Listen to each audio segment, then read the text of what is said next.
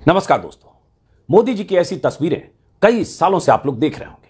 कभी इस मंदिर में, कभी उस मंदिर में, कभी ऐसे पूजा पाठ करते हुए, कभी जमीन पर साष्टांग लेटकर भगवान के सामने समर्पित होते हुए, कभी केदारनाथ की किसी कंदरा में बैठकर ध्यान लगाते हुए, तो कभी बद्रीनाथ में दर्शन को जाते हुए, कभी उज्जैन में महाकाल के दरबार में फूल चढ़ाते हुए, तो कभी काशी विश्वनाथ के मंदिर में महादेव के सामने बैठकर पूजा करते हुए, कभी राजस्थान के किसी मंदिर में आरती करते हुए, तो कभी तिरुपति बालाजी के मंदिर में नतमस्तक होते हुए, कभी थाल लेकर माथे पर पूरा तिलक लगाकर, टीका लगाकर भक्त भाव से मंदिर में जाते हुए, तो कभी किसी मंदिर में या गंगा किनारे भजन आरती का हिस्सा बनते हुए। मतलब उत्तर से लेकर दक्षिण तक, पूरब से लेकर पश्चिम तक 50 मंदिरों के चौखट पर सिर झुकाने गए मोदी की तस्वीरें आपने देखी होगी और बार बार देखी होगी बीते 7, 8, 9 सालों में। हालांकि ऐसे मौकों पर मोदी जी के एक एक मूवमेंट पर कई कैमरों की नजर होती है। कहां झुकना है, कहां लेटना है, कहां थाल पकड़कर चलना है, कहां पूजा करते वक्त खड़ा होना है, कहां भगवान और उनके बीच कैमरा का एंगल सेट होना है, यह सब तय होता है ताकि ऐसी तस्वीरों को वायरल करके आपके दिलो दिमाग में उनकी छवि त्यागी और तपस्वी नेता के तौर पर बनाई जाए। इसका असर भी होता होगा, तभी यह कई सालों से उपक्रम चल रहा है। यह सब देखकर आप में से लाखों करोड़ों लोग यही सोचते होंगे कि मोदी जी कितने तपस्वी टाइप के आदमी हैं, कितने बड़े त्यागी हैं, उपवास करते हैं, पूजा करते हैं, व्रत करते हैं, मंदिरों की परिक्रमा करते रहते हैं। ऐसा नेता भला दूसरा कौन होगा? न भूतो न भविष्यति। भले ही देश के पीएम है, लेकिन इनका क्या? न घर है, न परिवार है, फकीर आदमी है, कभी भी झोला उठाकर चल देंगे। यही सोचते हैं ना आप में से लाखों लोग। सोचते हैं, तभी तो आंख मूंद कर मोदी जी पर भरोसा करते हैं। मोदी जी ने कह दिया तो कह दिया, मोदी जी ने कर दिया तो कर दिया। अच्छा करें, बुरा करें, सही करें, गलत करें, मोदी जी हैं तो सब ठीक है। यही तो सोचते हैं मोदी के पक्के वाले समर्थक। मोदी हैं तो मुमकिन है, मोदी हैं तो सब ठीक है, मोदी हैं तो देश है, मोदी हैं तो प्रदेश है, मोदी हैं तो भारत विश्वगुरु है, मोदी हैं तो भारत चांद पर जा रहा है, मोदी हैं तो भारत मंगल पर जा रहा है। मोदी जी ने 21-22 सालों से कोई छुट्टी नहीं ली है। दिन रात 24 घंटे देश के लिए खपे जा रहे हैं, न सोते हैं न थकते हैं। मोदी हैं तो जो गलत हो रहा है वो भी कुछ अच्छे के लिए हो रहा है। मोदी के पक्के वाले समर्थक के तौर पर ऐसे ही सोचते हैं। आप भी अगर ऐसे हैं तो ऐसे ही सोचते होंगे, अगर उनके पक्के वाले समर्थक हैं तो आज का ये वीडियो मोदी जी के पक्के वाले भक्तों और समर्थकों के नाम। क्या आपने कभी सोचा है कि अगर मोदी जी की यही असलियत है तो ये जो आंकड़े हैं वो किसकी पोल खोल रहे हैं? मोदी जी अगर तपस्वी हैं तो बीते 7 सालों में इन्हीं तपस्वी जी के नेतृत्व में चलने वाली पार्टी ने चुनावी बॉन्ड के जरिए 8,500 करोड़ का गोपनीय चंदा लेकर कौन सी तपस्या की है? जितना अकेले बीजेपी को चुनावी चंदा मिला है उतना देश की दर्जनों पार्टियों को जोड़कर भी नहीं मिला। गैर बीजेपी सारी पार्टियों को जोड़ लें तो भी। तो क्या यह चंदा ऐसे ही मिल गया है? मोदी जी की तपस्या और फकीरी पर मंत्रमुग्ध होकर अरबों का चंदा बीजेपी को मिल गया? जी नहीं। ऐसे ऐसे सेठों, साहूकारों, कारोबारियों और धंधेबाजों से पैसा बटोरा गया है, यह पैसा मिला है बॉन्ड के शक्ल में, जिनके पीछे इन्हीं तपस्वी जी की एजेंसियां लगी थी, ईडी, सीबीआई और इनकम टैक्स। और ऐसी एजेंसियां बीते 5 सालों के दौरान इन सेठों साहूकारों के पीछे लगी थी, कईयों के पीछे। दर्जनों के कंपनियों के नाम उजागर हो चुके हैं जिन्होंने चंदा देकर धंधा लिया या छापे के डर से चंदा दिया। इधर छापा, उधर चंदा मिला, इधर चंदा मिला, उधर छापा रुका। कभी किसी ने चंदा दिया और बदले में उसे धंधा मिल गया, या किसी ने धंधा मिलने के पहले पेशगी के तौर पर बॉन्ड खरीदकर चंदा दिया और धंधा मिलने के बाद बाकी की रकम दे दी। अभी एक बीजेपी के सांसद की खबर आई थी, राहुल गांधी तो सीधे सीधे पीएम मोदी को या पीएम मोदी पर वसूली रैकेट चलाने के आरोप लगा चुके हैं। सरकारी एजेंसियों के इस्तेमाल से चलने वाला एक्सटॉर्शन रैकेट घोषित कर चुके हैं। बीजेपी नेता बचाव की मुद्रा में है और मोदी जी इस मुद्दे पर तंद्रा में है। लेकिन यह मुद्रा और तंद्रा टूटने के लिए अब सिर्फ 2 दिन बाकी है। सुप्रीम कोर्ट के कल के फैसले के बाद 21 मार्च की शाम तक सारे आंकड़े और जानकारियां चुनाव आयोग की वेबसाइट पर देखा और पढ़ा जा सकेगा। सुना है चुनावी बॉन्ड से बीजेपी की झोली भरने वाले धन्ना सेठ, कारोबारी, उद्योगपति और तमाम शेल कंपनियों के कर्ता धर्ता सुप्रीम कोर्ट के कल के फैसले से बहुत बेचैन है, परेशान है। अब तक तो ये सब दाता बनकर बीजेपी और बाकी पार्टियों का खाता भर रहे थे। अब सुप्रीम कोर्ट के फाइनल फैसले के बाद दाता और खाता का नाता जनता के सामने आने वाला है। वो मुहावरा है ना, कहते हैं ना, बकरे की अम्मा कब तक खैर मनाएगी, तो बकरे की अम्मा सिर्फ 2 दिन अब खैर मना सकती है। 21 मार्च की शाम 5 बजे से 5 बजे के बाद से दाता और खाता का कनेक्शन देश के सामने ठोस सबूत के साथ आने लगेगा। अब तक बाएं दाएं करके जो लोग बच रहे थे, लेकिन अब चुनावी बॉन्ड के नंबर के साथ दानवीरों के नाम भी सामने आ जाएंगे और लाभार्थियों के नाम भी। यही सब देश में चल रहा है। दानदाताओं और लाभार्थियों के नकाब 21 मार्च की शाम 5 बजे के बाद से उतरने लगेंगे। और यही डर था कि एसबीआई की तरफ से जानकारियां छिपाई जा रही थी, सुप्रीम कोर्ट को बरगलाने की कोशिशें हो रही थी। हरीश साल्वे जैसे महंगे वकील जो एक एक दिन कोर्ट में हाजिर होने के लाखों रुपए लेते हैं, शायद आप उसका अंदाजा नहीं लगा सकते कि उनकी फीस कितनी है। एसबीआई की पैरवी कर रहे थे। कल कुछ बड़े वकील भी जस्टिस चंद्रचूड़ के सामने खड़े होकर बॉन्ड का नंबर जारी नहीं करने के पक्ष में दलीलें दे रहे थे। मैथ्यूज नंदुम्पारा नाम के एक वकील साहब चीफ जस्टिस से जिरह करने लगे कि इतना बड़ा फैसला लोगों की पीठ के पीछे हो गया है। उन्हें चीफ जस्टिस ने रोकने की कोशिश की तो वकील साहब कुछ ऊंची आवाज में बोलने लगे, जिरह करने लगे, रुक नहीं रहे थे। उन्हें अंदाजा नहीं था कि भरी अदालत में उन्हें चीफ जस्टिस की ऐसी फटकार मिलेगी।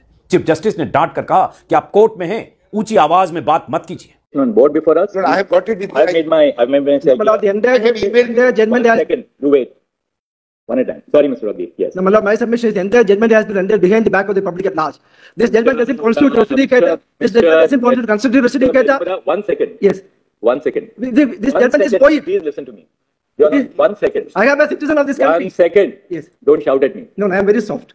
Please listen to me. Yes. This is not a Hyde Park corner meeting, okay? You are in the court. Yes. You want to move an application? No, my lord. File an application. What I told Mr. Raghi applies to you. No, my lord, the question is, my lord, there's no question. You've got my friend has come. Mr. Nedumbara, 1 second. Yes. You've got my decision as Chief Justice. We are not hearing you. If you want to file an application, move it on the email. That's the rule in this court. No further. We will go by what your lordship all, please. Whatever your lordship says, we will go by that. We want another contempt notice. No, my lord, your lordship will go by whatever your lordship says. Only I have said what I wanted to say. That this judgment is rendered behind the back of the people of this country. It doesn't bind us. It doesn't constitute. It is not a. Do not, please, once we have said no, please move the application. इससे पहले उद्योगपतियों की संस्था FICCI और एसोचैम की तरफ से पेश हुए वरिष्ठ वकील मुकुल रोहतगी को भी सीजीआई ने कह दिया, आप बहुत देर से आए, हम फैसला दे चुके हैं, अब कुछ नहीं सुन सकते। I am appearing on behalf of the major Milord Industry Association, which is the ASSOCHAM, FICCI Milord, and CI. So we have filed applications today morning. But the application is not numbered, it is not registered. We'll follow what sauce for the goose, sauce for the gander. Mr. Raghi, sorry, no oral mentioning in my court. No, I'm not. I'm in the matter. I am saying. We have no such application on board. Let it be circulated. We'll deal with it in the normal course. But Milord, I am respectfully submitting. Sorry, appearing for big clients, we will not tolerate this. You have to follow the rules in my court. But if you Lordship make an order today, my application will be infructuous. I am saying kindly defer the issue of grant of alpha numerical. You are aware of what proceedings were going on. You could have intervened at that stage. What is this after? The judgment is passed, you want to intervene now? No, Milord, the order is of 15th March. No, but you are aware about the proceedings pending before this court. But we were not parties anywhere. We were not parties at any time. Everybody, the whole world knew that this matter was being heard. Milord, I have come back 1 second, Mr. Raghi. You come here after the judgment is delivered. You are now, you file an application. That's not the way. Milord, I have come only in regard to 15th March. Kindly appreciate. No, Mr. I have no problem in declaration of the list of donors or the list of recipients. Mr. Raghi will not hear you right now. We have a specific application which is on board. You ask your advocate on record to follow the procedure. File an email. It will be dealt with by my registrar listing. We'll take a. We'll take it. No. I am saying kindly. If I do it for Mr. Rohatgi, senior counsel, then Mr. Rohatgi, you look at me as Chief Justice. I have no face to tell all the other juniors to whom I declined list mentioning in the morning.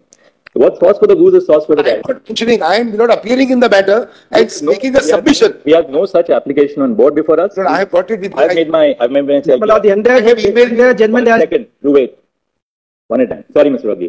Rohatgi साहब सेठों, साहूकारों, कारोबारियों, उद्योगपतियों की तरफ से court में इसलिए हाजिर हुए थे ताकि फैसले से रोका जाए। कोर्ट ने उनकी नहीं सुनी। हैरानी की बात यह है कि सुप्रीम कोर्ट के इस तेवर की खबर देश के चैनलों पर न के बराबर चली। कहीं रस्म अदायगी अगर हुई होगी तो मुझे नहीं पता, आप नीचे कमेंट बॉक्स में लिख दीजिएगा।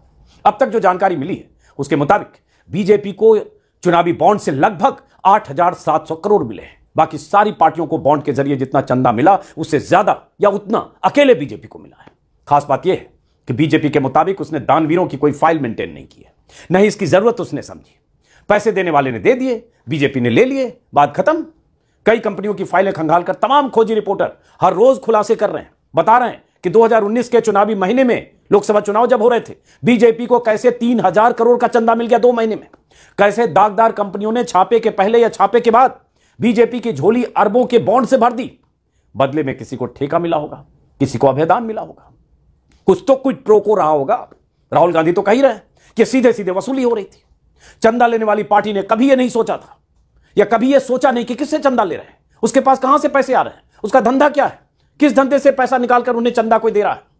कल ही न्यूज लॉन्ड्री की टीम ने एक रिपोर्ट छापी है जिसमें कहा गया है कि ड्रग क्वालिटी टेस्ट में फेल हो गई 7 दवा कंपनियों ने भी करोड़ों का बॉन्ड खरीद कर चंदा दिया। जरा सोचिए कि बॉन्ड के नाम पर चंदे का कैसा गोरख धंधा चल रहा था। आपकी जान के साथ खिलवाड़ करने वाली दवा कंपनियां आपके भाग्य विधाता नेताओं की पार्टियों को मालामाल करके अपनी दुकानें चला रहे हैं।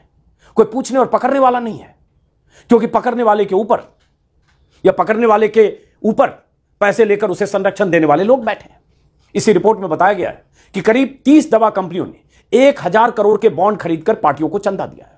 दवा कंपनियां, गौर कीजिएगा, कोविड काल में तो बहुत कुछ ऐसा हुआ है।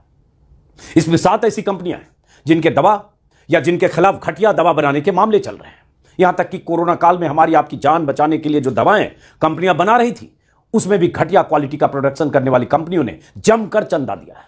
गुजरात की दवा कंपनी ने, एक कंपनी है जिसका जिक्र किया है न्यूज लॉन्ड्री टीम ने, अकेले 77 करोड़ का बॉन्ड खरीदकर अपने आकाओं को समर्पित कर दिया। और जिस कंपनी की घटिया दवाई ड्रग टेस्ट में फेल हो गई थी। ऐसी बहुत सारी कंपनियों के बारे में विस्तार से न्यूज लॉन्ड्री, न्यूज मिनट और स्क्रोल के साझा प्रयास से जो एक रिपोर्ट तैयार की गई है, या और भी रिपोर्ट्स आ रही होगी, उसमें विस्तार से बताया गया है। और इन तीनों डिजिटल प्लेटफॉर्म ने मिलकर प्रोजेक्ट इलेक्टोरल बॉन्ड के नाम से एक टीम बना ली है। और इस टीम में करीब करीब 3 दर्जन रिपोर्टर्स और एडिटर्स हैं, जो दिन रात चुनाव आयोग की तरफ से जो पन्ने जारी हो रहे हैं या हुए, उसमें गोते लगा रहे हैं ताकि आप तक बॉन्ड की हकीकत पहुंचे, आपको पता चले कि तपस्वी नेता लोग क्या क्या गुल खिला रहे हैं।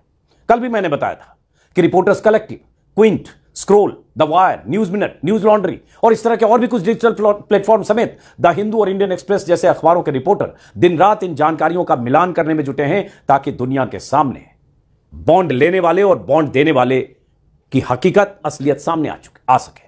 क्विंट के ही 3 रिपोर्टर आदित्य मेनन, हिमांशी दहिया और फातिमा खान ने बीजेपी को मिले अरबों के चंदे की तह तक जाने के लिए बीजेपी की तरफ से जितनी सूचना दी गई है, उसी में गोते लगाकर कुछ जानकारियां निकाली है।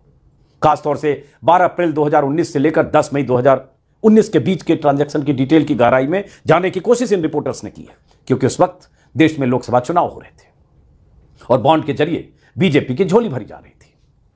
इन रिपोर्टर्स ने बीजेपी की तरफ से जो जानकारी दी गई और बॉन्ड के खरीदारों के बारे में चुनाव आयोग की वेबसाइट पर जो जानकारी आई, उन जानकारियों को, उन आंकड़ों को खंगाल कर काफी कुछ निकाला है। आप देख सकते हैं द क्विंट पर कोलकाता में 8 मई को खरीदा गया, और कैसे मिलान करते हैं रिपोर्टर्स, अपने आप में यह बड़ा काम है। कोलकाता में 8 मई को बॉन्ड खरीदा गया, करीब 150 करोड़ के बॉन्ड बीजेपी के खाते में जमा किए गए। और इसकी तहकीकात क्विंट ने कैसे की है, जरा देखिए, पढ़ेंगे तो समझ में आएगा।